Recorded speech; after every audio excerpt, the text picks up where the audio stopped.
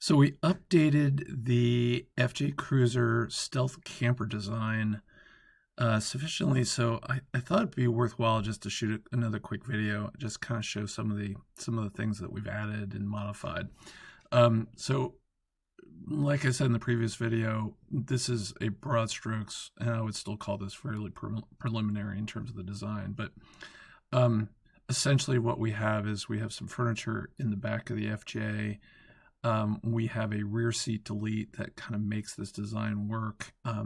Some of that furniture is going to be in the form of what we're calling a cot for sleeping. That's 30 inches wide, and then a couple drawers and some storage for some Rotopacks for water.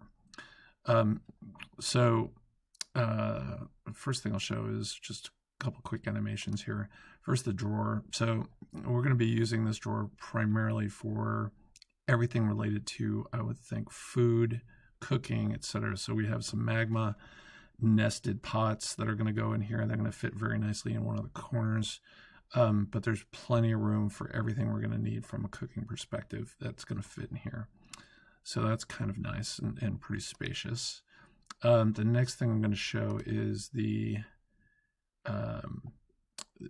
drawer for the camping stove. So we're going to use a 2-burner Coleman. Pretty straightforward, nothing too fancy. And this drawer is actually going to serve two purposes. First of all, it's on 28-inch lock-in, lock-out, heavy-duty slides. Same with the previous drawer I just showed. And with this hinged lid, we'll have the ability to have sort of an outdoor kitchen for food prep and things like that. But if we open up that hinged lid, that exposes the camp stove, and then of course the camp stove has its own lid. So this provides a way for that outdoor kitchen to happen, and also some additional protection for the back door of the FJ to keep it from food splatter, grease, etc. So close that up and close that drawer. And then this fridge, we're planning on using an Iceco JP40. I believe that's 42 quarts, 42 or 43 quarts. And that's also going to be on a 28-inch lock-in, lock-out slide tray. And what I'm not showing in the drawing yet is there's going to be a little bracket here that's going to provide a means for the for straps to hold that down, and we'll just run straps through the handles on the fridge to hold it to that tray. So that's that. And of course we have these two Rotopacks over here for water. So let's go to the next. Let's go to the next scene. Okay, so one of the things that's going to make this work, so the cot is 72 inches long.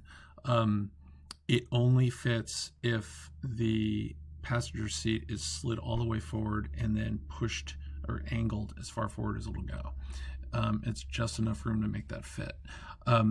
But if we have someone sitting in the passenger seat who, we're going to have to make accommodation for that and be able to slide that seat back a little bit. And to do that, I've got a hinge section of the cot, so that front panel will basically hinge back, and that does a couple things. One is it allows that seat to move backwards, but it also opens up this part of the cot. So and that's important for being able to access things that are inside of that. So we've got a subwoofer. You can just barely see the edge of it.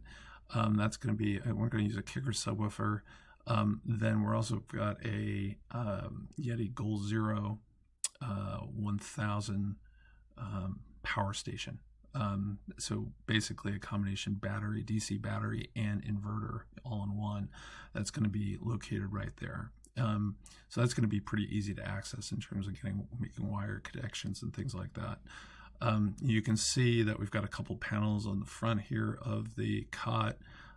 One of these panels is going to have some power, like it's just basically a double USB and a couple AC outlets, and that's going to plug directly into the Goal Zero.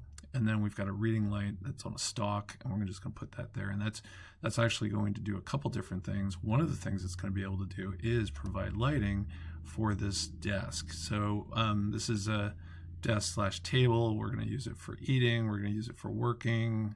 Put a laptop up there, and that just slides as part of the framing that we're using, this aluminum extrusion framing. So that just slides back and forth, and you can see we've got a little bump up here that supports the corner of this table. So you can even have this rotated down, the table extended, and now you've got this great work area. Really, really nice. So pretty excited about that. So let's slide this back. Okay, let's go to the next scene. So the next scene basically shows, so this panel back here, this is a removable panel. We're going to be using little rubber feet to kind of hold that panel in place, and we'll just wedge it down. It'll be fine, but we can remove that, and that'll provide additional access to this back area where we have the Goal Zero, and that'll allow the Goal Zero to be lifted in and out of the space that we've allocated for it. So yeah, pretty nice. Let's go to the next thing. So the mattress that we're planning on using is something called the Hest Foamy, which is 30 inches wide. I think it's 78 inches long. So it does extend a little bit past the end of the cot. So that end of it is, it's pretty flexible. It's not a very stiff mattress. So that's going to basically kind of rest on the back of the passenger seat and kind of lift up a little bit, which is fine. I don't think that's going to be a problem. But yeah, so that's what that is going to look like. And by the way, the Hest can be rolled up pretty tightly, and has some straps that kind of hold it in its rolled state.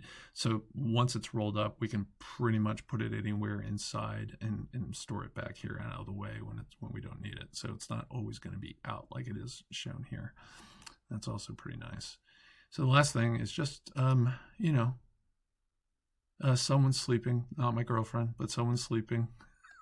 It's literally the only reasonable 3D figure I could find in the SketchUp 3D warehouse for someone sleeping, which is, yeah, it is what it is. But I also found a dog. So we also not my dog, but I think a relatively medium-sized to small dog can fit on that what's left of the rear seat. And if not, we'll probably have a rooftop tent. We're looking at Roof Nest for that. Not sure which one, but we're looking at Roof Nest, and a replacement rack for the OEM rack. And when my girlfriend's along for camping, she'll sleep up there with the dog. I might sleep up there too, and if I start snoring too loudly, she'll kick me out, and I'll come down here and I'll do stealth mode. And the dog will just stay up there in the tent. Anyway, so that's kind of it. So really excited about this. Haven't taken delivery of the FJ yet, but right now we're in the process of doing the purchasing dance and trying to get all that done. And it is kind of interesting because I am purchasing from a private seller. So anyway, at least I think I am. I hope I am, if all goes well. So anyway, hope you enjoyed, and talk to you soon. See you. Bye.